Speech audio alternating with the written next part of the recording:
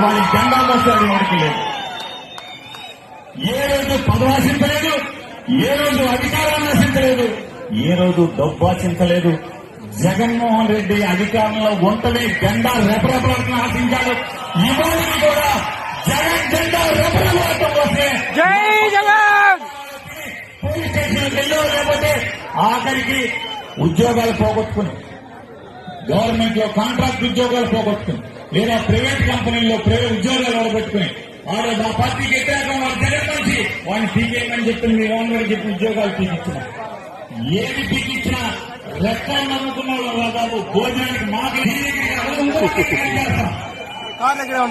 అదే సినిమాలు చెప్పాడు కదా. ఏం చెప్పారు? ఈ కాలం నాదే, ఈ కాలం నాదే, నీకు ఏ కాలం అట్లాగే జగన్ జెండా మోసం పెట్టు అక్కడ కూడా అంతే తమ్ముగా